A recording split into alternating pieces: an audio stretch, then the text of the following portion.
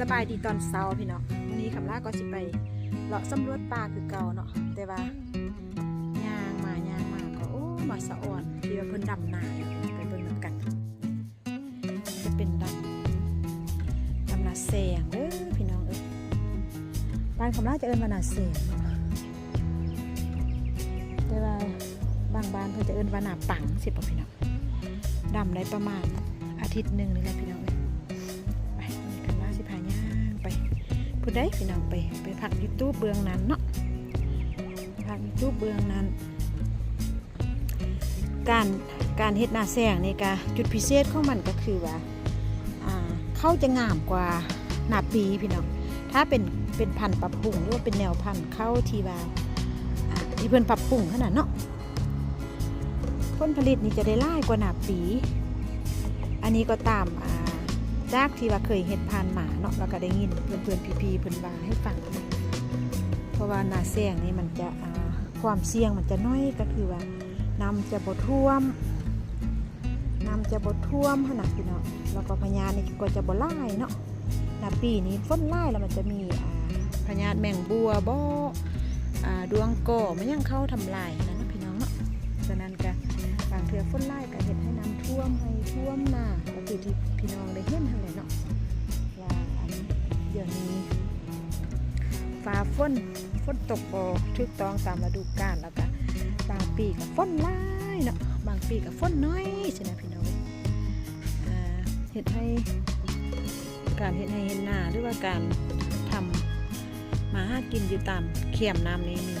ต้องได้ระมัดระวังด้วยพี่น้องเพราะว่ายามน้ำสิท่วมพี่น้องวันนี้นี่ละแม่นน้ำท่วมฤดูนาปีเขาจะบ่ได้เฮ็ดนะพี่เขาเจ้าก็เลยเอารถแมคโครมาปรับแล้วก็มาทำฤดูนาแซงนี่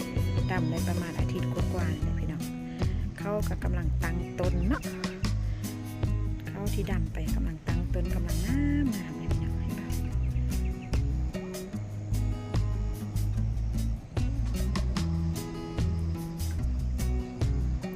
กำลังก็สิไปสำรวจป่าพี่น้องก็เลยมาแวะถ่ายคลิปให้พี่น้องได้เบิ่งได้ชมเนาะอันนี้ก็เป็นคันเทนาแต่ว่าปลูกผักสะใดเนาะต้นนี้แหละเพิ่นว่าอยู่อันได้ที่เฮ็ดใดก็เฮ็ดเท่านั้นนะพี่น้องละโอ้ยเบิ่งมั้ยมื้อซ้อยนี่ก็สิไปเก็บไปแกงเนาะ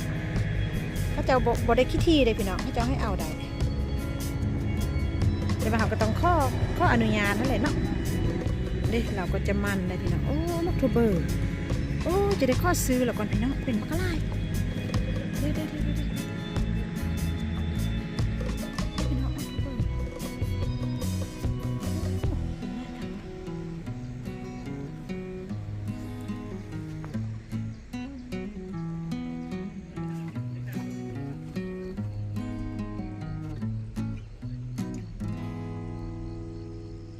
พี่น้องห้องงามเก็บบรรยากาศชนบทสดชื่นมาให้พี่น้องได้เบิ่งได้ชมนะเนาะจะเป็นการทำนาแซงนาปังนะพี่น้องเนาะทีมงานคำล่าก็นี่ปะโมเมนต์นี่ปะก็จะย่างก่อนแล้วก็จะมาพักอยู่เด้ยิ้มเด้อเด็กนะอันนี้แหละเพื่อนว่ากระตุกน้อยเขียมหนาเนาะมีความสุขได้นั่งอยู่นี่โอ้คัก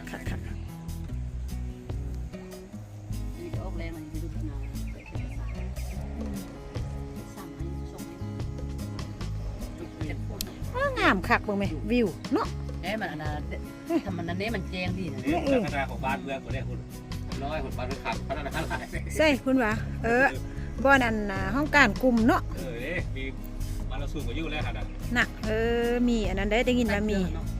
จะล่ารถแมนได้เราลูกของงานเคยแล้วเคยของงานลูกเคยนิดนึงเคยของเราลูกขึ้นได้บนหนึ่งนี่ก็สีสุดชนิดเด้กว้างไปชนิดเด้น่ะส้มชนิดอันหัวหน้าอันนั้นใช่ป่ะสิละวะนี่ ก็จะเป็นข้างตูบหน้าต้นข้ามเด้นี่ แค่โคตรตัวมันหนักเดียวเนาะไป เอาคือบ่ท่าเราสั่น เราอยู่กันแล้วเขาขึ้นมาขึ้น เราไปทางใด แล้วไฟขึ้นทางหน้ามันสู้ รัด กันอยู่ฮัท เฮาไปนี่ป่ะ โอ้ไอ้กิ้งขึ้นได้ง่ายก็ขึ้นออกเดี๋ยว ไอ้กิ่งขึ้นทางใด เราบูฮูได้ โอ้ไปนะมันคล้องไผเหรอเจ้านี่ เนี่ยเราขึ้นทางนี้เอา ที่ตำรวจใส่ข้องบ้านทิ้ง บ่อารมณ์หัวน่ะ ข้องมาด่านะข้องมาด่ามาแดง เขาเจ้าอัน แดงลูกตัวแม่ อันนี้เป็นต้นอันนั้นเนาะต้นลำไยต้นไม้สักเราตัดเราต้องมีอันน่ะแพนสิเฮ็ดอันใดอันหนึงเลยเนี่ยเพราะว่าตัดต้นใหญ่ออกแล้วก็จะปลูกเสริมต้นน้อยแหละส่ง ไฟนี่มันไฟนี่ไฟมายุบพี่ละไฟ โอ้ เลี้ยงกินเลี้ยงไก่เลี้ยงอยู่เนาะ ความมัก เขาที่จะมามันกวนเลย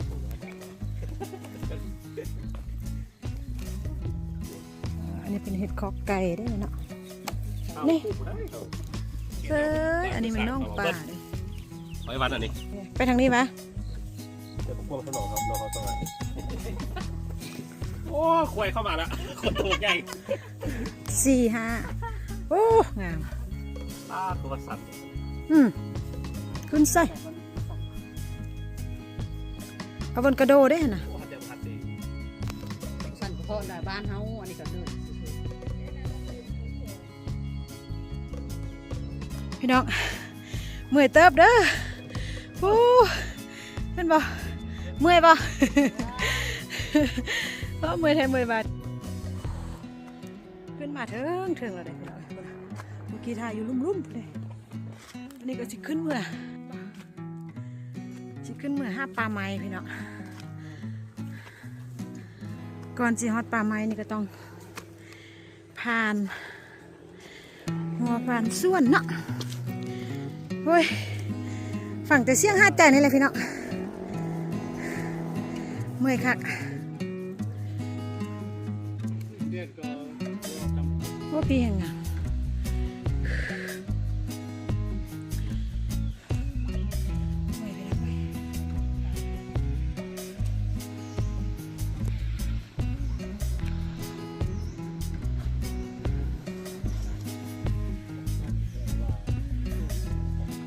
เข้าป่าแล้วได้ปะนี่แต่ว่าก่อนที่เข้าอะไรนี่ต้องลดหัวก่อนเด้อชอบพี่น้องเข้าป่าไม้แล้วเอาบัดนี้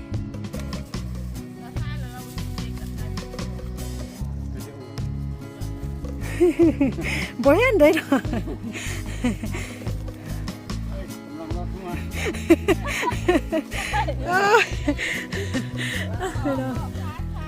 คนที่งาม เป็นรึกแฮว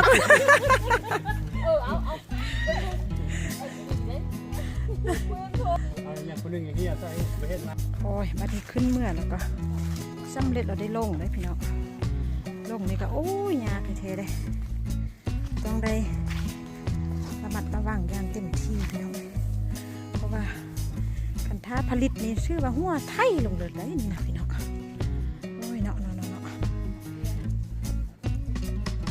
ขอบคุณเด้อขอบคุณทุกท่านทุกบ้านที่ให้เกียรติติดตามรับชมคลิปนี้คำลากับพาพี่น้องมาเลาะหน้าเลาะป่าเนาะพี่น้องเนาะขอบคุณมากๆนะคะฝากกดไลค์กด Subscribe เป็นกำลังใจ